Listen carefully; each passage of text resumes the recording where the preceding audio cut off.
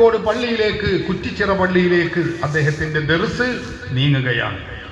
അങ്ങോട്ട് മുദരിസായി, അവിടുത്തെ ഖാദിയായി നിയമിക്കുകയാണ്. അവിടുത്തെ അറിവ് നുകരാൻ വേണ്ടി ജനങ്ങൾ വിവിധ ഭാഗങ്ങളിൽ നിന്ന് പരമാവധി ആ ദർസിനെ ഉപയോഗപ്പെടുത്തി. ഹിജറ 850 മഹാനായ അല്ലാമ റമളാൻ ശാലിയാത്തി വഫാത്താകുന്നത്. ശാലിയത്താണ് മഹാനവറുകളുടെ ഖബറുള്ളത്.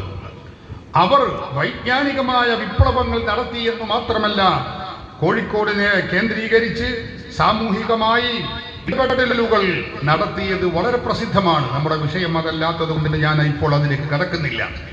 ആ റമളാൻ ശാലിയാത്തി തങ്ങൾ, അവരുടെ ശിഷ്യന്മാർ ഒരുപാടുണ്ട്.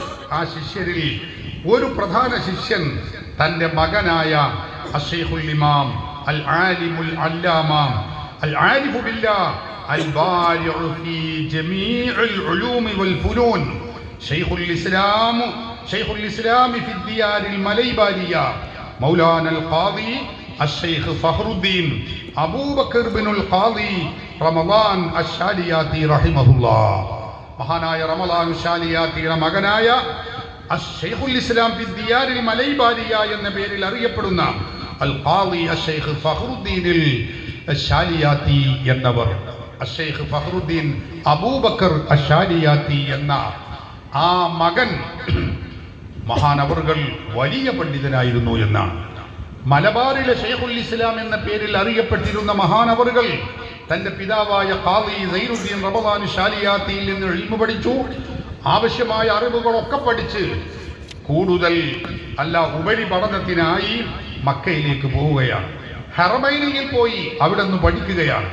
അവിടെ മക്കയിലെ അന്നത്തെ പ്രധാന മുദരിസും പണ്ഡിതനുമായിരുന്ന അശ്ശൈഖുൽ മുഹഖ്ഖിഖ് ഇമാം ജലാലുദ്ദീൻ അൽ മഹല്ലി റളിയല്ലാഹു അൻഹു ഹിജ്റ 864 വഫാത്തായ ഇമാം മഹല്ലി റളിയല്ലാഹു അൻഹുവിൽ നിന്ന് നേരിട്ട് ഇൽമു പഠിക്കുന്നു.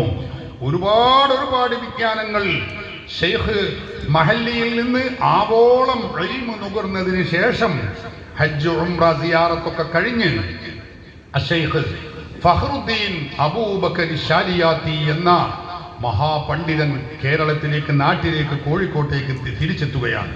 കോഴിക്കോട് തിരിച്ചെത്തി കുറ്റിച്ചിറ വലിയ ജുമുഅത്ത് പള്ളിയിൽ ഖാദിയും മുദരിസുമായി നിയമിതനായി വർഷങ്ങളോളം മഹാനവറുകൾ അവിടെ ദർസ് നടത്തി. എന്ന് മാത്രമല്ല, ഷെയ്ഖ് ഫഖറുദ്ദീൻ ശാലിയാത്തി റളിയല്ലാഹു അൻഹുവിന്റെ ദർസിന് ഒരു പ്രത്യേകതയുണ്ട്. വളരെ ശാസ്ത്രീയമായ വിധത്തിൽ ദർസിന്റെ സിലബസ് സംവിധാനിച്ചുകൊണ്ടായിരുന്നു അവരുടെ ദർസ്. അസ്സിൽസിലത്തുൽ ഫഖ്രിയ്യ എന്ന പേരിൽ ഒരു ദർസ്, ഒരു സിലബസ്, ദർസിന് ഒരു സിലബസ് സംവിധാനിച്ച് അതിലൂടെയായിരുന്നു അവരുടെ ദർസ് നടന്നിരുന്നത്. ആ ദർസിലെ പഠിതാവാണ്, ആ ദർസിലെ വിദ്യാർത്ഥിയാണ് മഹാനായ പൊന്നാനിയിലെ വലിയ സൈനുദ്ദീൻ മഖ്ദൂം റളിയല്ലാഹു അൻഹു. നോക്കൂ നിങ്ങൾ. അപ്പൊ പൊന്നാനിയിലേക്ക് ആദ്യം ചാടുന്നതിന് മുമ്പ് കുറെ അതിന് മുമ്പേക്ക് നമ്മൾ ചാടണം.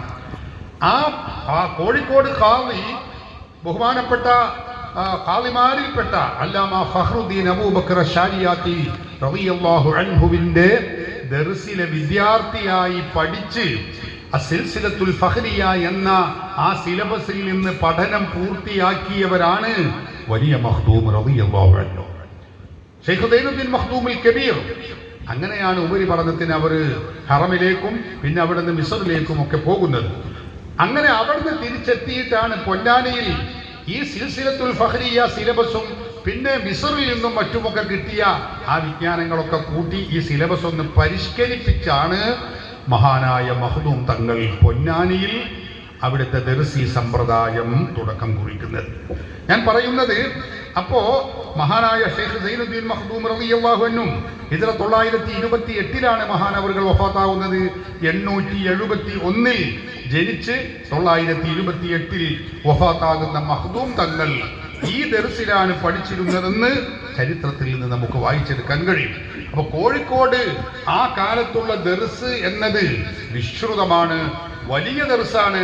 ഷെയ്ഖ് ഫഖറുദ്ദീൻ ശാലിയാത്തിയുടെ ദർസിൽ എത്രയോ നൂറുകണക്കായ വിദേശ വിദ്യാർത്ഥികൾ പഠിക്കാൻ വന്നിരുന്നു എന്നൊക്കെ ചരിത്രത്തിൽ നമുക്ക് കാണാൻ കഴിയും. മഹാനായ ഖാളി അബൂബക്കർ ഫഖ്റുദ്ദീൻ ശാലിയാത്തി റളിയല്ലാഹു അൻഹു കേവലം ഒരു മുദരിസും ഖാളിയുമായി പള്ളിയിൽ ചടഞ്ഞു കൂടുക മാത്രമല്ല ചെയ്തിരുന്നത്. അവിടെ സാമൂഹികമായ ഇടപെടലുകൾ വളരെ വ്യക്തമായി മഹാനവറുകൾ മുൻകൈയെടുത്ത് നടത്തിയിരുന്നു. മലബാർ മുസ്ലിങ്ങൾക്കിടയിൽ വലിയ തോതിൽ നവോത്ഥാനത്തിന് തിരികൊളുത്തിയ മഹാമനീഷിയാണ് ഷെയ്ഖ് അബൂബക്കർ ഫഖ്റുദ്ദീൻ ശാലിയാത്തി റളിയല്ലാഹു അൻഹു. വിദേശികളുടെ കടന്നുകയറ്റത്തെ മുസ്ലിം വിരുദ്ധ ശക്തികളെ ചെറുക്കുന്നതിൽ മുൻപന്തിയിൽ നിന്ന് നേതൃത്വം നൽകിയിരുന്ന മഹാനാണ് ബഹുമാനപ്പെട്ട ഷെയ്ഖ് അല്ലാമ ഖാളി ഫഖ്റുദ്ദീൻ റളിയല്ലാഹു അൻഹു. അദ്ദേഹം ഹിജ്റ 895 മഹാനവറുകൾ വഫാത്താകുന്നു. കോഴിക്കോട് കുറ്റിച്ചിറ പള്ളിയുടെ അവിടെ പ്രത്യേകം അടയാളപ്പെടുത്തിയ ഖാളി